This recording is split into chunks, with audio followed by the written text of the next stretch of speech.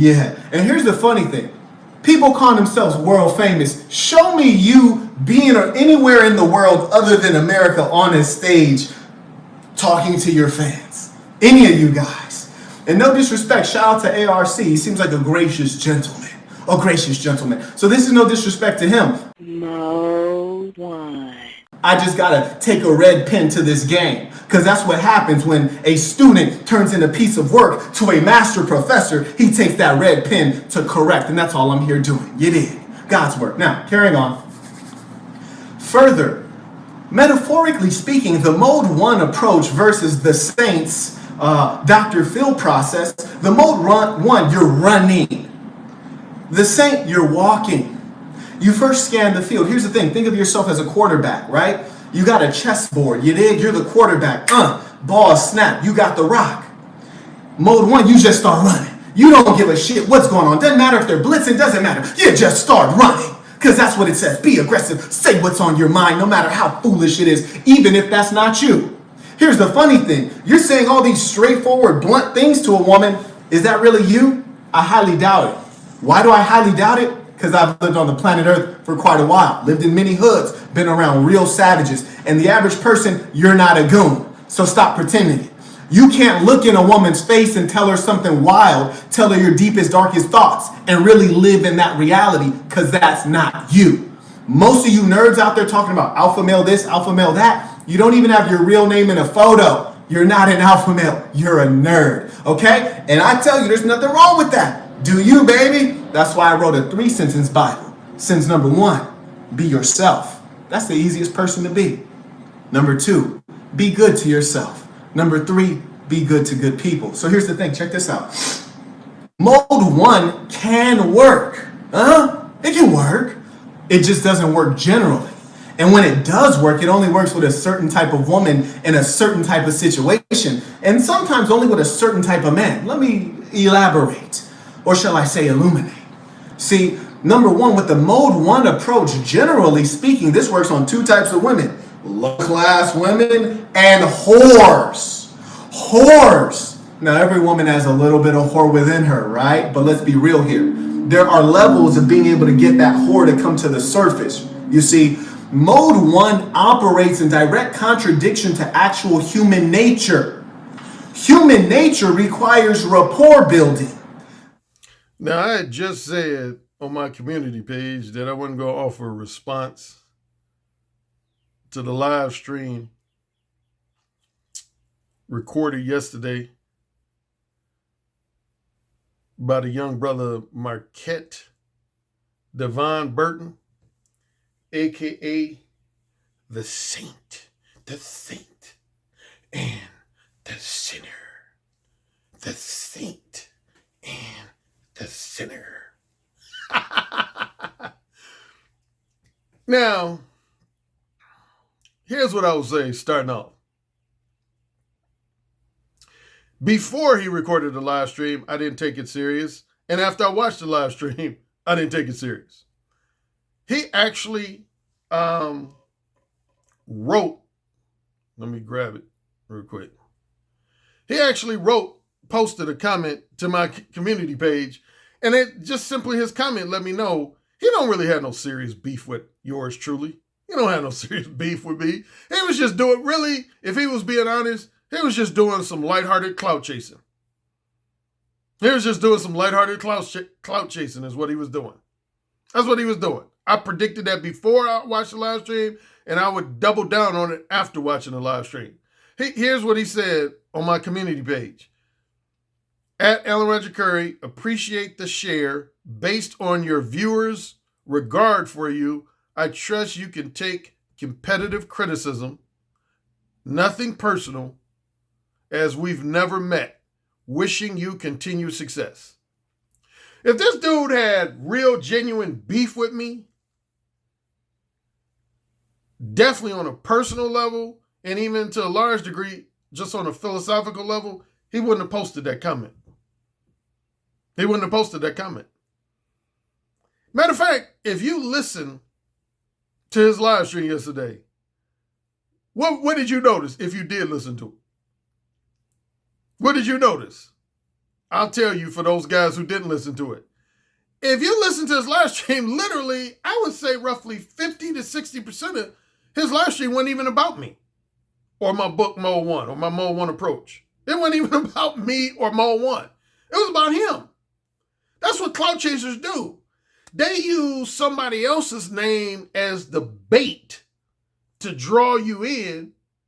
They use somebody else's name as the bait to draw you in. And then what they end up doing is talking about themselves and how great they are. That's essentially what he did. He spent probably 50 to 60% of that live stream talking about himself, his achievements and accomplishments, his philosophies on life and success, and his book. That's what 50 to 60% of his live stream was about. It was about him, his personal achievements and accomplishments, his personal philosophies about success in life, and his book, and promoting his book. I would say only roughly 40% of the live stream centered on me and my Mode 1 approach. Now, number one, he acknowledges he didn't read my book. He didn't read the ebook version of Mode 1. He didn't read the paperback version of Mode 1. And he didn't listen to the audiobook version of Mode 1. So that right there drops his credibility by like 90%. That drops his credibility by like 90%. Nobody can really legitimately or validly critique my Mode 1 approach if they haven't read my book. That's facts. That's not opinion. That's facts. Anybody who's a true intellectual, which I want to assume he is, I saw his educational background. He graduated from Cal Berkeley, which is a top-notch college. He did some graduate work, I think, at Johns Hopkins, which is another top-notch college. So he ain't no dumbass. He's an intellectual. He should know. When you're an intellectual, man, you can't offer a critique of a book that you haven't read. That makes you look foolish, man. That makes you look ignorant, actually. Being real, just being blunt about it makes you look ignorant. It makes you look ignorant and foolish. I never offer critiques of books that I haven't read. Like, you notice, for example, AMS, who he reminds me of in many ways. Alpha Male Strategies. I didn't offer a critique of his book until I read it. Both his books. Both his 2 dating advice books, I read them first and then I offer critiques of them. I rarely, if ever, offer a critique of a book that I haven't read. But yeah, he acknowledged that in his live stream, that he had not even read my book. So that means he's critiquing the Mode 1 approach based on hearsay. Based on hearsay. Here's the number one way I can tell he hadn't read my book is almost all his criticisms of my Mode 1 approach were centered on my variation of Mode 1 called Mode 1 Hardcore, which is what, whenever people criticize my Mode 1 approach, they almost inevitably end up criticizing the variation called Mode 1 Hardcore. See, in case you don't know, most of my longtime followers know this, but in case you're new to my channel, I have 3 variations of Mode 1. I have my most profane and explicit version of Mode 1 is what I call Mode 1 Hardcore. Then I have a version that I call my default or conventional version of Mode 1. Then I have a real conservative version of Mode 1 called Mode 1.5. I would say 90 to 99% of, I'll call him SNS from this point forward, just call him SNS. SNS, 90 to 99% of his criticism of Mode 1 was centered on Mode 1 Hardcore. He didn't really take jabs at conventional Mode 1 or Mode 1.5. He was just talking, that's what AMS did. If you remember when AMS first started rising in popularity, he was taking jabs at me. He did the same clout chasing. That's how he grew his popularity, by taking jabs at me, clout chasing. But that's what AMS did. Whenever he would criticize Mode 1, he would more specifically criticize Mode 1 Hardcore. I know the reason why most guys criticize Mode 1 Hardcore, because that's the ballsiest version of Mode 1. That's the main reason why most guys go after that version of Mode 1, because it's the ballsiest. See, most guys know they ain't got the balls that I do, including SNS. He knows that. If he's being real with himself, he would admit that. He knows he ain't got the balls I do to be Mo 1 hardcore with women. He knows he don't.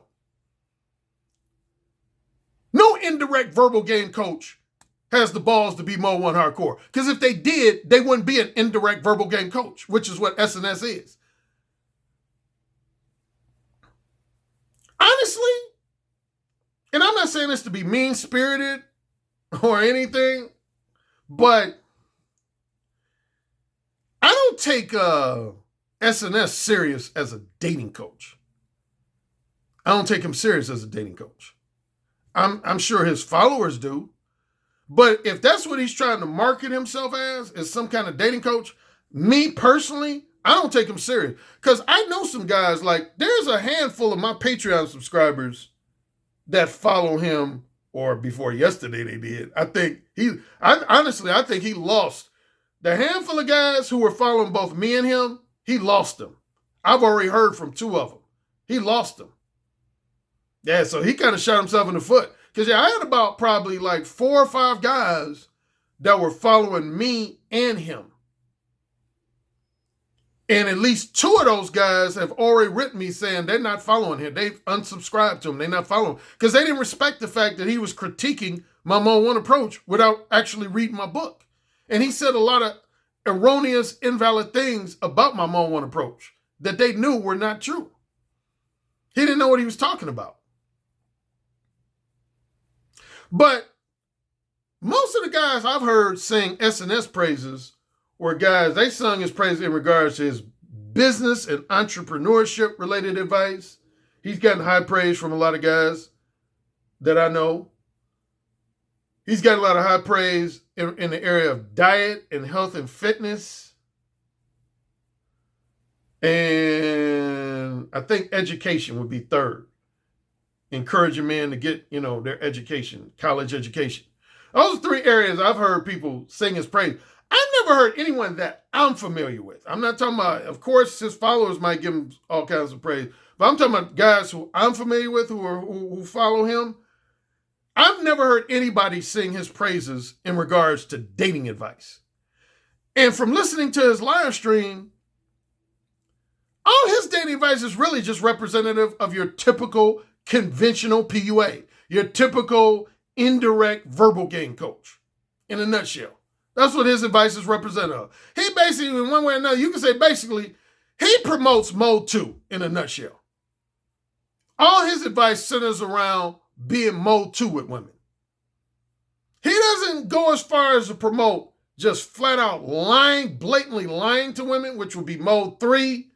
But he doesn't believe in being upfront and straightforwardly honest with women either, which would be Mode 1. He believes in Mode 2 is when you're basically like vague and ambiguous with women. Vague and ambiguous with women. That's what he basically promotes, which is what 3/4 of indirect verbal game coaches and conventional PUAs promote. He promotes Mode 2. And that's why I wanted to do this video, man, to point out a few things.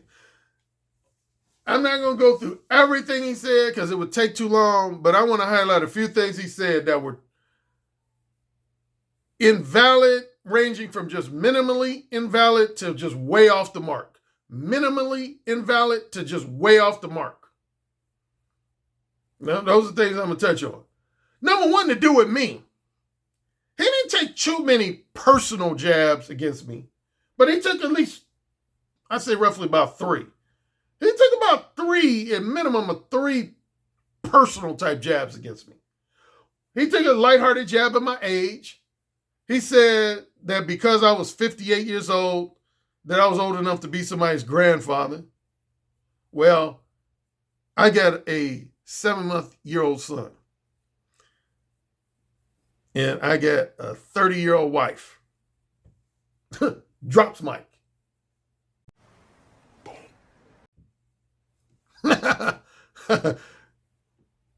Exactly. So you can call me granddaddy all you want to, but all I know is this granddaddy pulled a woman damn near half his age and just had a son last fall. Kudos to me. Second personal jab. And this relates to a criticism. If you remember last year, when I got into it with my on again, off again fellow dating coach, Stevie Dean Williams, one of the reasons I had beef with Steve a couple years ago was he tried to say that Mo 1 only led to guys hooking up with women who were basically slut types. And that's where he took, well, in this regard, he took both a jab at me personally and a jab at my Mo 1 approach. He basically said Mo 1 will only lead to success with two types of women. Low quality street bitches is what he said. Low quality street bitches. And secondly, women who are easy lay types, highly promiscuous slut types.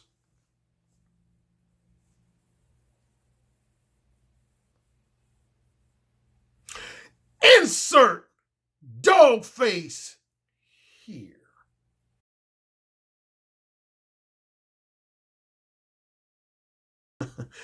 See, this brother, if he was trying to imply that about me, that was just simply him talking out his ass, because he don't know me. He ain't never hung around me. He don't know me. He don't know me. Anybody who knows me in real life knows I don't mess around with no, as he puts it, low quality street bitches. Anybody who knows me in real life knows that shit. I would say, in worst case scenario, I would say only maybe 2 to 3% of the women I've had sex with in my life were women that I would call street bitches, or women that like essentially grew up in the hood. I would say only at most maybe like 2 or 3% of the women I've had sex with in my life were women that came from lower socioeconomic backgrounds. The vast majority of women I've had sex with in my lifetime were women that came from middle class or upper middle class family backgrounds, usually a 2-parent family background. They were college educated, professional women, professional careers, doctors, lawyers, college professors, Sunday school teachers, regular high school teachers, women who were, in some cases, women who were CEOs and owners of their own businesses.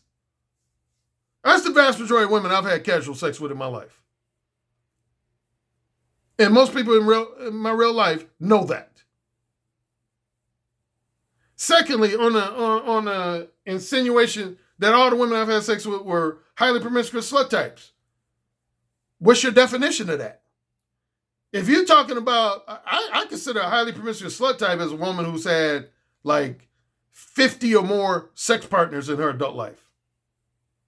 I can think of a lot of women I've had casual sex with that didn't have even 10 casual sex partners in their life. Or most of their sex was with men that were their boyfriend, fiance, or husband. Need to read Who Said Again when I talk about the 1s, 2s, 3s, 4s, and 5s. I've had casual sex with a lot of women who were 4s. A 4 in my book, Who Said Again, that's a woman who only occasionally indulges in casual sex. Only occasionally. Like, I could think of a lot of women, for example, when I was in college. I can think of a number of women that I had casual sex with within 24 to 48 hours after I met them, that other guys, they had to be in a relationship to have sex with that same woman. They had to be that woman's boyfriend to have sex with that woman. So anyway, enough on that. He don't know what he's talking about.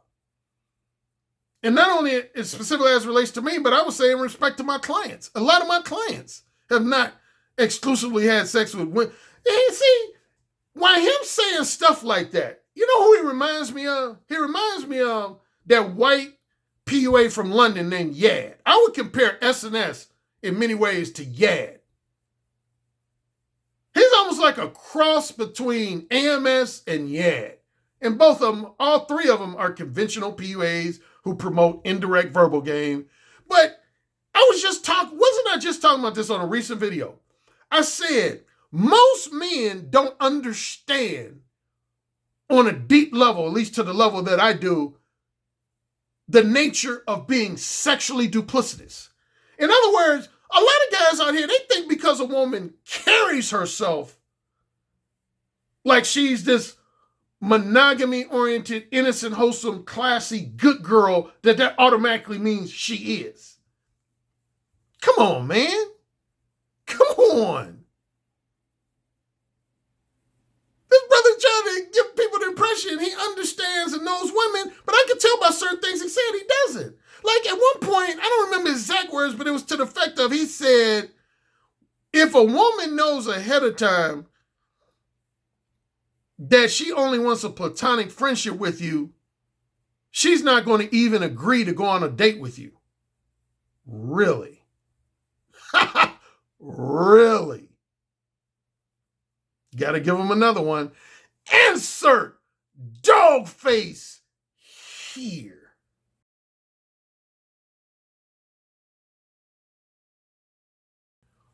What have I always said? What have I always said? If you listen to a lot of my videos, when I talk about direct versus indirect, I've said this for years. Most conventional, when it comes to my 5 archetypes of women, which again, of course, is reciprocator, rejector, wholesome pretender, erotic hypocrite, and manipulative time waster. Out of those 5, I've always said, man, most conventional PUAs and indirect verbal game coaches, they never like to acknowledge the existence of manipulative time wasters. They'll usually acknowledge, at least, they'll always acknowledge reciprocators, they'll always acknowledge rejectors, and to a large degree, they'll usually acknowledge wholesome pretenders. But the 2 they don't usually like to acknowledge. They don't usually acknowledge erotic hypocrites, even though sometimes they do. But they almost never, like if I had to highlight somebody in particular I've highlighted before, is this female PUA named Kezia Noble. I remember when I interviewed her on Blog Talk Radio. When I talked about those 5 archetypes, she was in agreement of 4 of the 5 archetypes: reciprocator, rejector, wholesome pretender, and erotic hypocrite. But when I got to manipulative time waster, she tried to deny the existence of manipulative time wasters. That's what SNS did in his live stream yesterday, if you listen carefully to him. He basically tried to deny the existence of manipulative time wasters. And there's a simple reason why they do it. Why indirect? Because see, once you realize and understand that a high percentage of women in society are manipulative time wasters, you'll understand the total ineffectiveness of indirect verbal game. You cannot promote indirect verbal game and at the same time highlight manipulative time wasters. It'll kill your business. I'll put $2,000 on that. It'll kill your business. When you're an indirect verbal game coach, you almost have to act like manipulative time wasters don't exist. Because if you don't, it's going, in the long run, it's going to kill your business. I remember this guy wrote that when I used to be on the London Seduction Society forum. There was this intelligent, articulate guy I used to post on the forum in London. And he said that one time, this was way back in 2011. We were talking about direct versus indirect, and I don't remember the exact words, but that's what he essentially said. He said, Alan, I think you understand, I can tell you understand, if you're an indirect verbal game coach, you're never going to want to acknowledge the existence of manipulative time wasters. Because he said, if you do, and you have followers who are intelligent, objective-minded, and perceptive, it's going to ultimately kill your business. It's going to kill your business. See, indirect guys, they want you to believe that any woman that's willing to engage in a friendly and or flirtatious conversation with you is down to fuck. That's basically in a nutshell what indirect guys want you to believe. They want you to believe that any woman who engages in a friendly and or halfway flirtatious conversation with you is ultimately down to fuck. And see, when I came on the scene in 1999, that's one myth that I shattered. I basically said, just because a woman acts friendly towards you or even flirtatious towards you doesn't mean she's going to give you any pussy. That's what manipulative time wasters do. That's what they do. Manipulative time wasters, that's their main manipulative tactic, is to act like they're interested in you, potentially interested in you romantically or for casual sex. But in actuality, they just want to use you for your time and or your money. Your time and or your money. They want to use you for flattering attention, entertaining conversation, emotional empathy, and your financial resources and material possessions. That's what manipulative time wasters want. See, indirect guys are never going to highlight. And again, going back to SNS, again, there was a portion of his live stream. Yeah, I remember, again, I can't remember his exact words, but it was to the effect of, he said, if she knows ahead of, he said, if a woman knows ahead of time that her only interest in you is you being her next platonic friend, she's not going to agree to go on a date with you. That's 200% false. That's 200% false. Matter of fact, that's a bold-faced lie. That's a bold-faced lie. He don't know what he's talking about. And he's supposed to understand women? Come on, man. He lost major credibility just by saying that. And along the same lines, he was emphasizing this whole notion that all conventional PUAs and indirect verbal game coaches promote the idea of building rapport. He basically stated that it's foolish for a man not to take time to build rapport with a woman.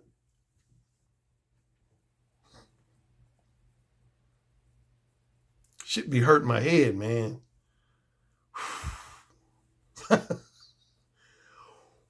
A simple question, man. Seriously, this is a simple question. Anybody watching this video? Why do you need to build rapport with a woman that you just want to fuck? Why? Give me one valid reason why. Seriously, I invite you to in my comment section. Give me one valid reason why you want to build rapport, take time to build rapport with a woman that you just want to fuck. Now, if you're talking about a woman that you look at as potential long-term girlfriend material or future wife material, I have no problems with the idea of building rapport. I promote that myself. So if we're talking about for long-term relationships, then I'm not against that advice. I've made that clear multiple times. I'm not against the idea of building rapport if you're talking about a woman that you look at as a potential long-term girlfriend or future wife. I'm talking about a woman that you know ahead of time that you just look at as fuck buddy material. Fuck buddy material. Why you want to build rapport with a woman that you look at as fuck buddy? Give me literally one halfway valid reason why you need to build rapport with a woman that you look at as fuck buddy material. There is none. There are none. There are none. I'll give you the answer before you try to give me the answer. There are none. There is not one valid reason to build rapport with a woman that you just want to fuck. I ain't never took time to build rapport with a woman that I just wanted to fuck. That's a waste of fucking time. It's a waste. Number one, it's a waste of time. It's disingenuous like a motherfucker.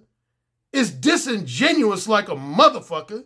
You're essentially transitioning into the area of toying with a woman's emotions. If you're taking time to build rapport with a woman that you know ahead of time, you just want to engage in a few episodes of short-term, non-monogamous casual sex, then what you're doing is you're on the verge of toying with the woman's emotions. I don't do that shit.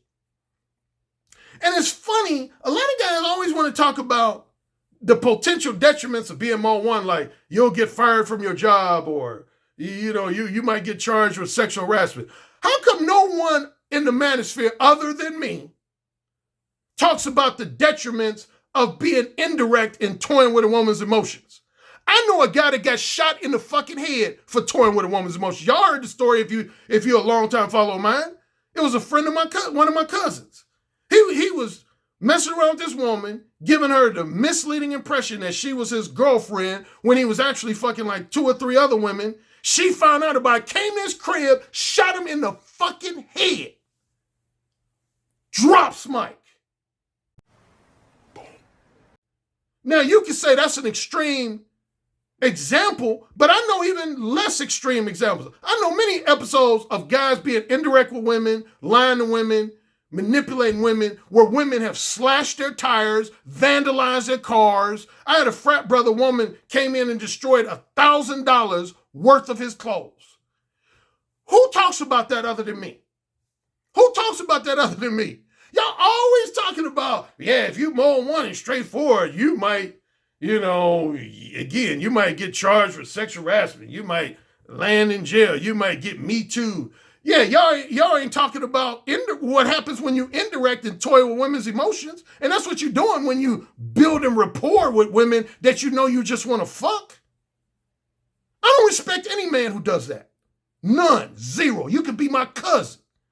I don't respect any man that toys with women's emotions to get them in bed for casual sex. You a fucking coward. Give me your number, I'll tell you directly. Fucking coward. Hate you cowardly motherfuckers out here. Can't stand you guys. Can't stand you verbal cowards out here, man. Grow some fucking balls.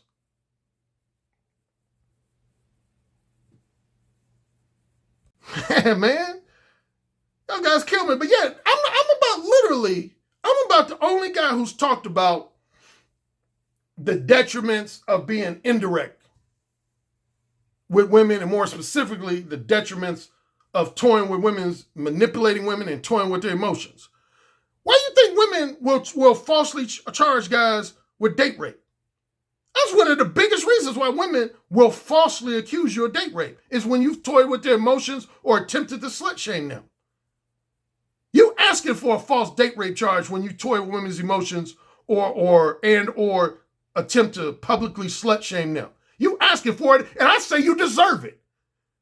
Anyway, getting back to SNS live stream. What are some of the other things I want to point out? Okay, I covered he didn't to recap so far, he didn't want to acknowledge the existence of manipulative time wasters, which is typical of all conventional PUAs / indirect verbal game coaches. He put a lot of emphasis on building rapport with women. Now, see, I couldn't tell if he was talking about women that he wanted to have casual sex with or women that he wanted to have a relationship with. He didn't necessarily make that clear. Again, if he was referring to women that he looked at as girlfriend material, wife material, I'm not in disagreement with him. I'm in agreement with him there. I'm in agreement with Bill. You have to build rapport with a woman. Any woman you plan on spending time with both sexually and non-sexually over a period of weeks, months, or years, you got to build rapport with them. It's like a mandatory requirement. You can't escape that. You have to build rapport with a woman that you plan on spending time with both sexually and non-sexually over a period of weeks, months, or years. I'm mainly talking, my criticism of the idea of building rapport is when you talking about a woman that's just a fuck buddy. If you don't know what a fuck buddy is a woman that 95 to 99% of the time you're going to spend with them is going to be spent just fucking. That's a fuck buddy. A fuck buddy is a woman that 95 to 99% of the time you're going to spend with them is going to be spent just fucking.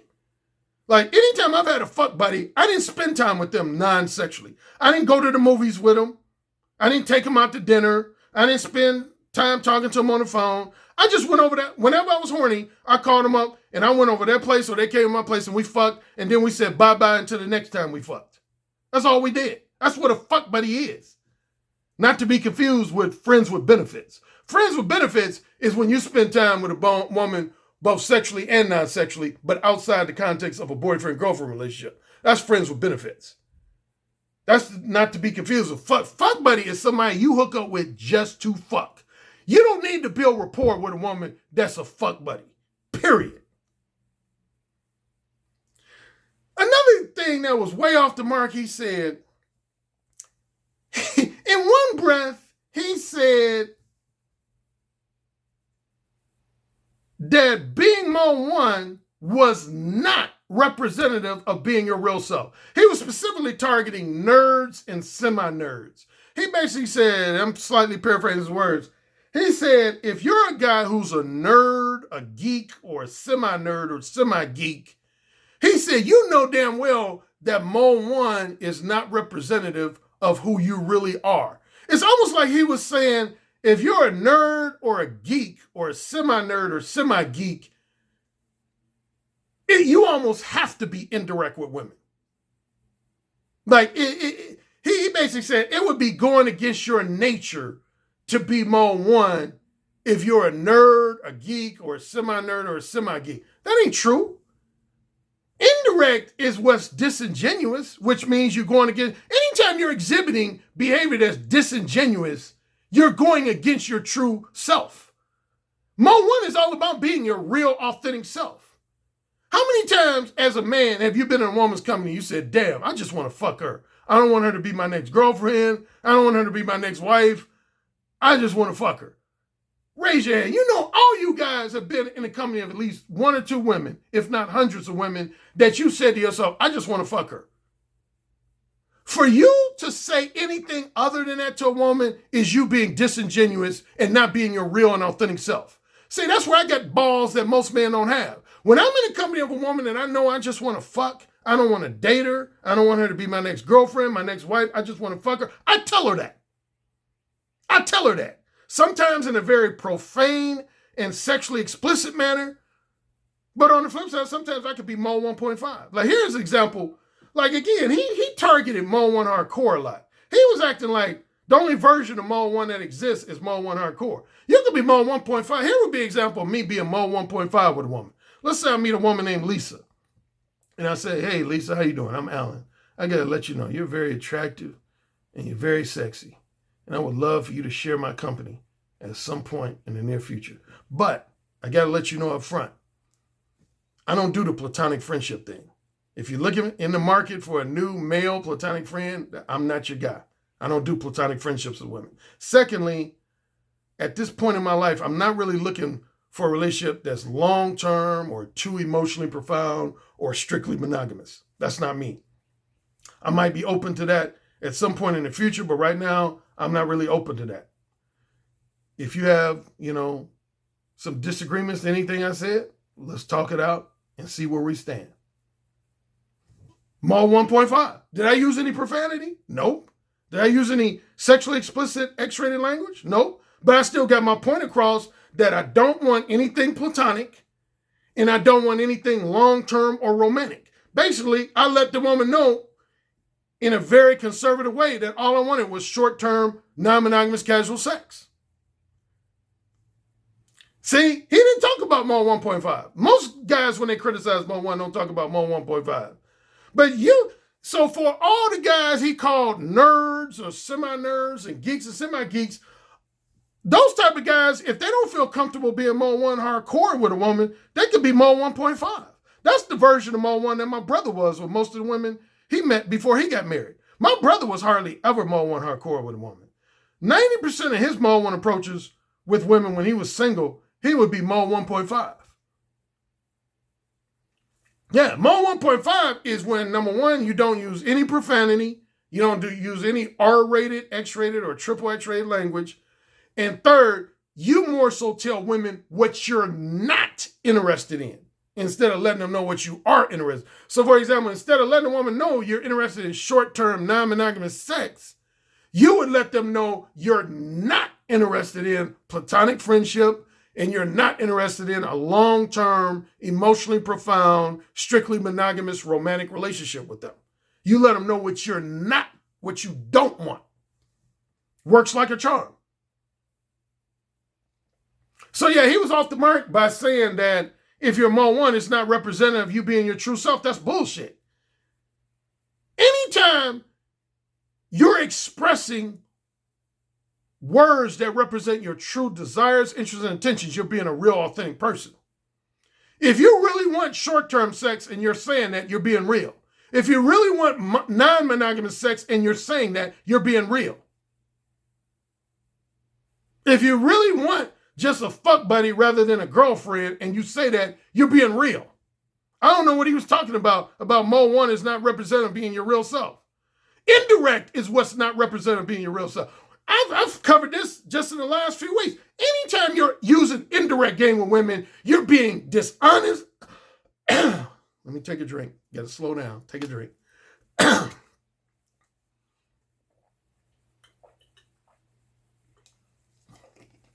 Anytime you're using indirect verbal game with a woman, to some degree, you're being dishonest. To some degree, you're being disingenuous. And to some degree, you're being misleading and manipulative. And not to mention cowardly. Those are the four things you're being anytime you use any variation of indirect game. You're being dishonest to some degree. You're being disingenuous to some degree. You're being misleading and manipulative to some degree. And you're being a verbal coward. Ain't nothing real and authentic about indirect game. Nothing. Zero. Zilch. Nothing. Oh, on a more lighthearted note, this didn't have to do with the Mall 1 approach, but see, one of my pet peeves was people talking about me like they think they know me and know my background when they don't. Again, SNS, he don't seem like a bad guy. He's an entertainer is what he is. He's a masterful entertainer is what he is. He should be doing stage plays, Shakespearean stage plays. He's a masterful entertainer. And he's, from reading about him, it sounds like he has a high degree of business acumen. Business acumen.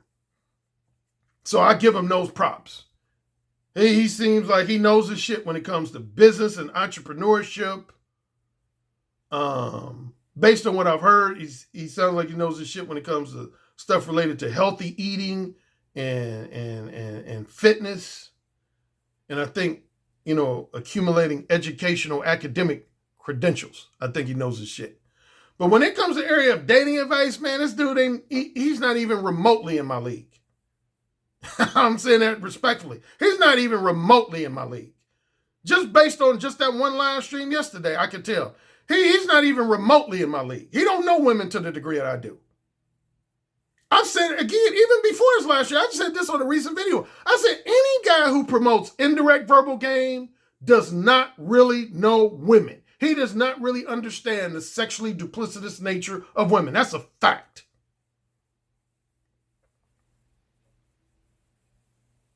Most women are actresses, man, in a nutshell. Most women are actresses.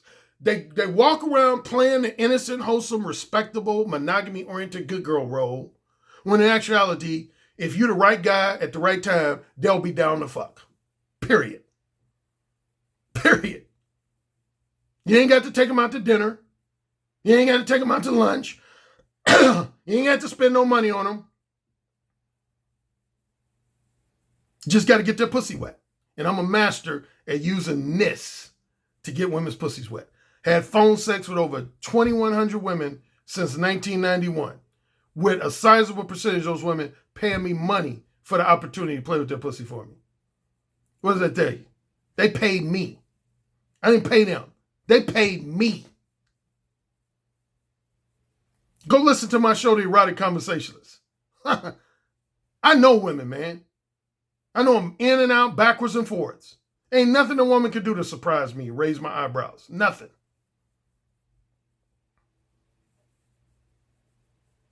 Like I remember when that whole Jada Pinkett Smith and Will Smith entanglement broke out, and a lot of guys were like, oh my God, I can't believe Jada Pinkett did that. Oh my God. Like they were all shocked and shit. That shit didn't surprise me at all. And ain't nothing a woman can do as it relates to her sexual behavior that can genuinely surprise me or raise my eyebrows. Because I know women. And I know men too. And I know when men being full of shit. So before I wrap up, I'm trying to think anything else I want to point out that SNS. Oh, I know what I was about to say. SNS, he made a comment about me that was totally wrong and invalid. I couldn't believe he went there. He said something to the fact, he said, Alan Roger Currie calls his Mole 1 approach the world famous Mole 1 approach. That's what I called it on my community page. He said, Alan Roger Currie calls his Mole 1 approach the world famous, but he said, I've never seen him speaking on a stage internationally. He said, this guy knows he's only had speaking engagements within the United States. Why is he fronting like he's world known?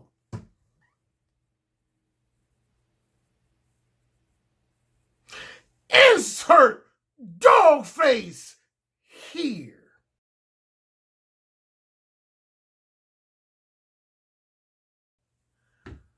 Brother Burton, Marquette, Devon, the saint and the sinner. The saint and sinner.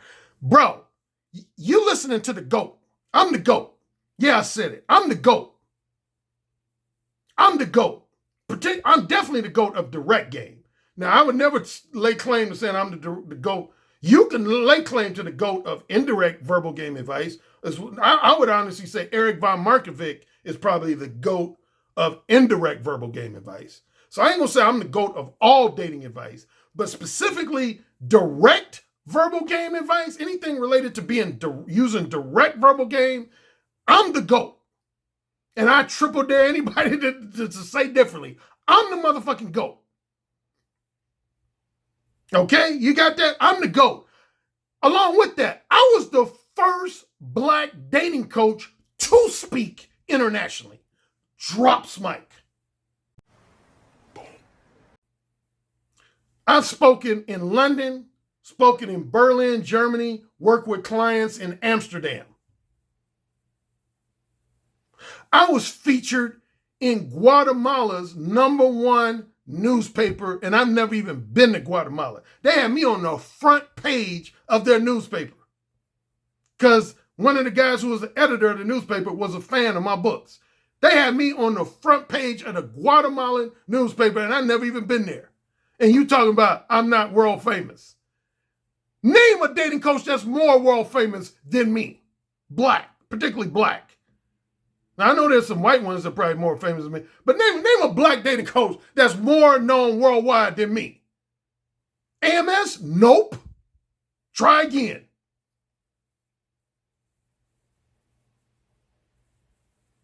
Nobody is more. Who been on national television?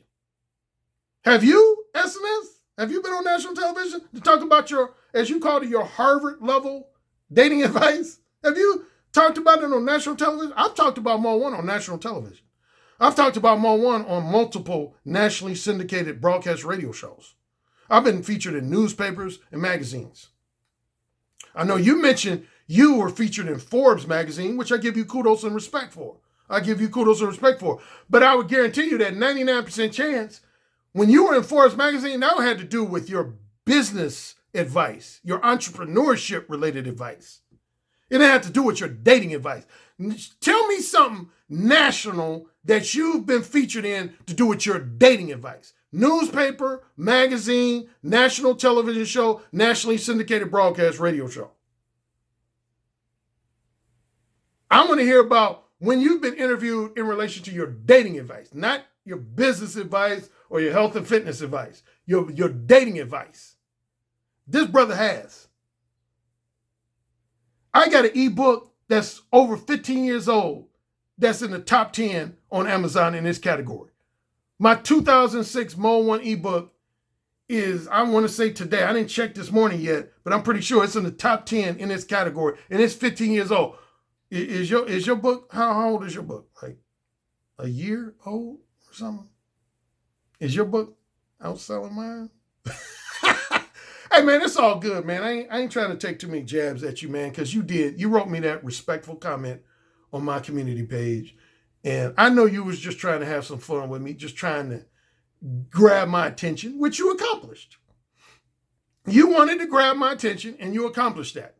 Matter of fact, if we both being real, though, let's be real. Your assistant, first name Bridget, had written me in October of last year inviting me to do a collaboration with you. So I know you ain't got no hardcore beef with me, because otherwise your assistant Bridget wouldn't have written me saying that she wanted to inviting me to do a collaboration with you. So I know you have a certain measure of respect for yours truly. And again, man, I got a measure of respect for you. I don't dislike you as a person. I think you're a masterful entertainer. Again, from what I hear your business acumen is very high. Your knowledge, wisdom, and insight related to diet and fitness is exceptional. So, I give you your props in those areas, man. But again, as a dating advisor, specifically as a dating advisor, I'm sorry, brother. You're not in my league, man. Just based on a lot of the stuff you said in that live stream, I can tell you right now, you're not in my league, bro. You're not in my league. You don't understand women to the way I do. Because if you truly understood women to the depths that I do, you would never say a lot of the shit you said. In that live stream, you would never say a lot of the shit you said. It's as simple as that. So, fellas, again, going back to the whole building rapport stuff, You don't need to build rapport with a woman you just want to fuck. If you go that extra length, you're just wasting time that you really didn't have to waste. Again, man, I'm in my 50s. Man, starting with the age of 21, 22, I ain't never had to take time to build rapport with a woman that ended up being a fuck buddy of mine. I ain't never had to do that. Never, ever. The only women I've ever took time to build rapport was women that I wanted to be in a long-term relationship with. The women that I looked at as fuck buddies, man, I just let them know in my smooth, seductive way, because I'm the king of verbal seduction. Everyone knows that. And I'm the godfather of direct verbal game, advice, and wisdom. I'm the GOAT. I'm saying it. You know, I remember Isaiah Thomas said professional NBA players should never call themselves the GOAT. They should allow other people to call them the GOAT. He was referring to, because one time LeBron called himself the GOAT. I'm calling myself. Now, I've had other people call me the GOAT too, so it ain't like other people haven't called me. But I'm bold enough to say, when it comes to direct verbal game advice, I'm the GOAT.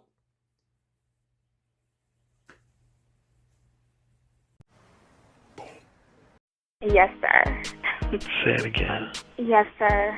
Who's the king? Alan, you're the king. Say it again. Alan, you're the king. You're dominating me. Say it again. Alan, you're dominating me right now. Mode 1. Mode 1. Daddy, can I go, please? You're the king. Say it again. Oh, you're the fucking king. Yes. Yes. Yes. You're the king, Alan.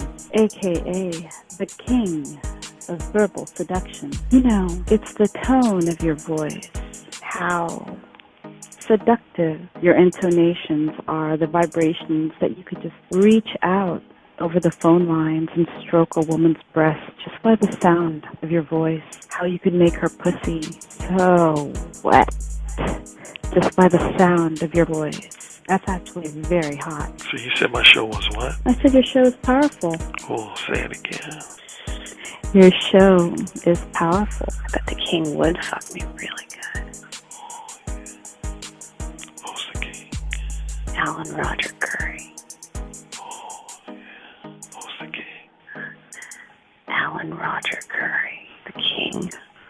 The king. The king. I have to agree with you on the communication piece, because I actually did take a session with Alan Roger Currie, and he gave me a line that I did not think was going to work, and it worked. And I was like, what the fuck?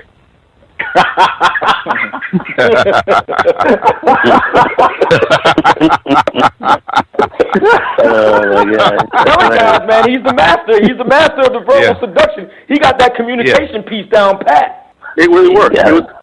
It just simply worked, and I just didn't think it was going to work at all. Some guys have natural handles. Some guys have a better natural shot, but you can always improve your shot. And sex is damn sure something you can fucking learn. Look, dude, you want to learn how to talk better? I'm hiring Alan Roger Currie to get my dirty talk game on, because it's always been something I want to get better at. Verbal seduction, man.